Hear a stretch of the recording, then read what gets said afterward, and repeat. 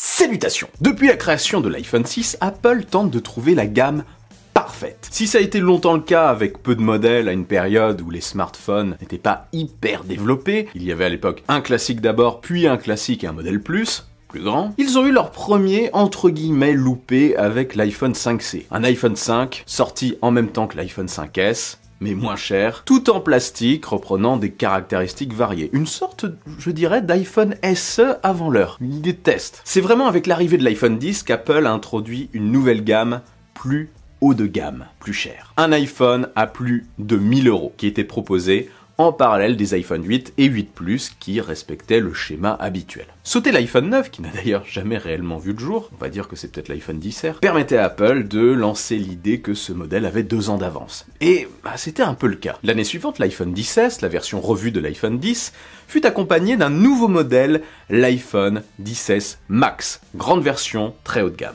L'iPhone 8 et sa grande version, l'iPhone 8 Plus, ont disparu et ont laissé leur place à un seul modèle, l'iPhone XR. De 6,1 pouces, LCD, qui en proposait un peu moins que les nouveaux modèles ultra haut de gamme. Ça a duré jusqu'à l'iPhone 11. Ils ont refait le schéma avec l'iPhone 11, et après ils sont partis sur un nouveau cycle de 3 ans. Le cycle précédent s'étant terminé avec les 11, 11 Pro et 11 Pro Max. Apple a revu le design avec des bordures droites, et ont lancé les iPhone 12.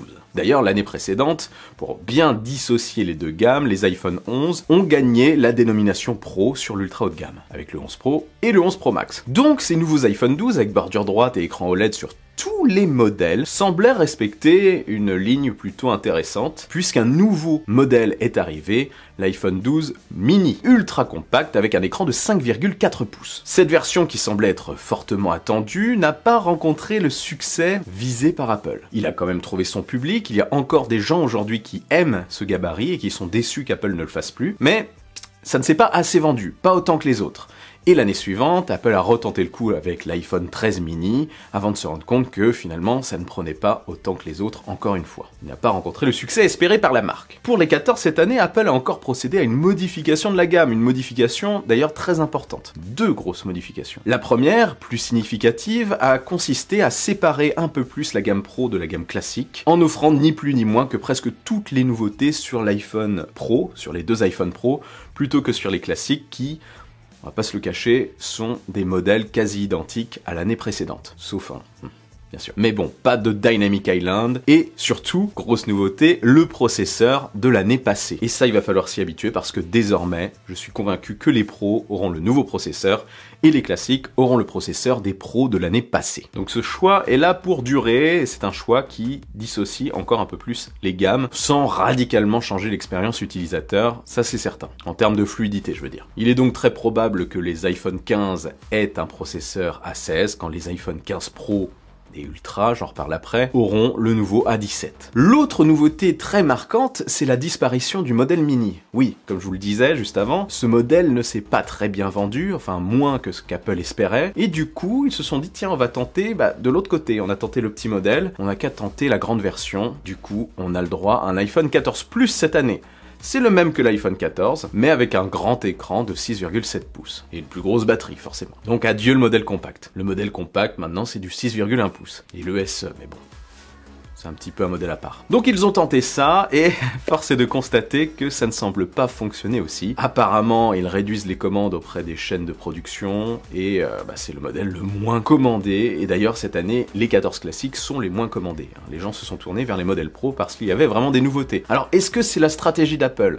C'est peut-être volontaire, ils ont peut-être sorti ce modèle pour vendre plus les pros, pour tourner l'attention vers les pros, mais je pense pas. Je pense qu'ils se sont dit qu'il y avait un coup à jouer, et encore une fois, c'est loupé. Quoi qu'il en soit, si l'iPhone mini ne se vend pas, et si l'iPhone Plus ne se vend pas, que faire? Est-ce que ça changera l'année prochaine, avec l'arrivée de Dynamic Island, même sur les modèles classiques?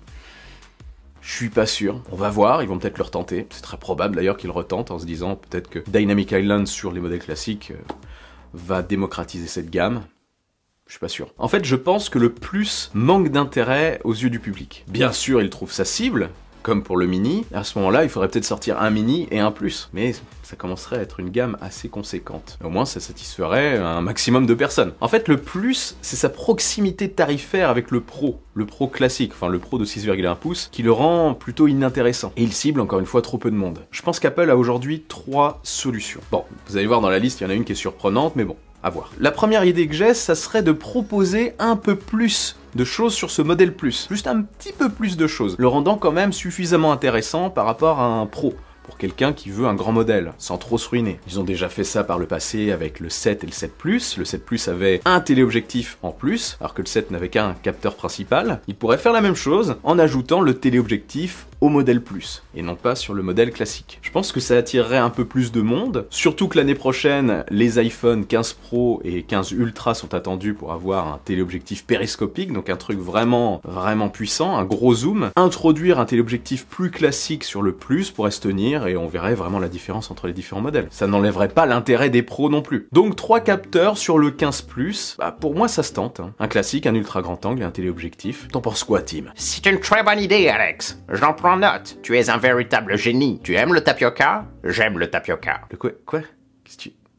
Bref. L'autre idée serait simplement pour moi de supprimer le modèle Plus et de le remplacer par... bah rien. En gros, comme ce qu'il y avait avec le 10R et le 11. Juste un modèle classique. L'iPhone 15 classique, et puis c'est tout. Au moins ça serait clair, il pourrait même faire 3 gammes, parce qu'il se dit qu'il y aurait un iPhone 15 Ultra, le très grand modèle serait renommé Ultra, peut-être qu'il en proposera plus que le Pro. Ça pourrait être intéressant, par exemple, de faire un iPhone 15, un iPhone 15 Pro et un iPhone 15 Ultra, et puis c'est tout. Ils ont un 15 un poil plus gros, de 6,2 ou 6,3 pouces, par exemple, pourquoi pas si on réduit les bordures. Un iPhone 15 Pro un petit peu plus petit, mais qui en propose beaucoup plus, de 6,1 pouces, et un iPhone 15 Ultra qui en propose encore plus que le Pro côté photo et vidéo, avec un écran de 6,7 pouces et une plus grosse batterie. Du coup, chaque modèle en proposant plus, mais attirant chacun des utilisateurs différents. Un 15 avec téléobjectif classique, par exemple. En plus, enfin pas un plus, un 15 plus, enfin bref. Ça pourrait être une gamme intéressante et pas dénuée de sens. Qu'est-ce que vous en pensez? Dites-moi ça en dessous. Et un peu plus tard, intégrer un iPhone SE sur base d'iPhone mini, comme ça tout le monde est content. Écoute-moi Tim, ça serait une super gamme ça. Ceux qui veulent juste un bon iPhone se tourneraient vers le 15, ceux qui veulent un iPhone qui a quand même pas mal de choses et qui est très compact, avec des nouvelles technologies, prendraient un iPhone 15 Pro, et ceux qui veulent vraiment un monstre prendraient l'iPhone 15 Ultra, et un iPhone SE mini après, comme je le disais. L'autre idée un petit peu plus farfelue selon moi serait tout simplement d'intégrer à cette gamme, à la gamme dont j'ai parlé juste avant, avec un 15 Pro et un 15 Ultra, un 15 Pro mini, avec le gabarit de l'iPhone 10 par exemple, 5,8 pouces, enfin le gabarit d'écran. Un peu plus compact avec les bordures droites. D'ailleurs, les bordures ne seraient pas totalement droites, à ce qui se dit, on aurait un redesign, on aurait du droit et arrondi sur le dos, on va voir. Un petit peu comme ça, comme la batterie MagSafe, finalement. Donc dans mon idée, la gamme ressemblerait à ça. Un iPhone 15 de 6,1 pouces, un iPhone 15 Pro de 5,8 pouces, 15 Pro mini pardon, et un iPhone 15 Pro classique de 6,3 pouces par exemple, et un 15 Ultra de 6,7 pouces, ou 6,8 si on veut taper un petit peu plus haut. Pour un nouveau cycle de 3 ans, ce serait bien de passer du coup sur 3 gammes claires. Gamme classique, haut de gamme, ultra haut de gamme. Une gamme pro d'ailleurs avec 2 modèles très efficaces. Et une gamme ultra avec ceux qui veulent un monstre comme ce que je disais tout à l'heure. Voilà, dites-moi en commentaire ce que vous pensez de ces idées. Et partagez-moi aussi, selon vous, quelle gamme serait nickel. Quelle serait la gamme parfaite pour vous? Ça m'intéresse. Ça permet de débattre un petit peu aussi. N'hésitez pas à discuter en commentaire. Bon, pour l'année prochaine, il est très probable qu'Apple propose simplement un 15 Plus qui retente le coup, un iPhone 15 Pro et un iPhone 15 Ultra. L'ensemble avec Dynamic Island à 16 sur les classiques et à 17 sur les Pro et Ultra. On verra, si vous voulez suivre les rumeurs, je vais sortir des vidéos dessus forcément dès qu'il y aura des trucs intéressants. J'ai tendance à plutôt concentrer les informations plutôt qu'à en sortir de manière régulière. Je fais un tri en général, je cible ce qui est le plus intéressant selon moi. C'est comme ça que ça marche ici. Allez, avant de partir, n'oubliez pas le bon pouce en l'air qui claque, l'abonnement de soutien qui fait super plaisir. Je suis aussi actif sur les réseaux sociaux, sur Twitter, sur Insta, etc. Vive la technologie, vive le futur et rêvez les amis.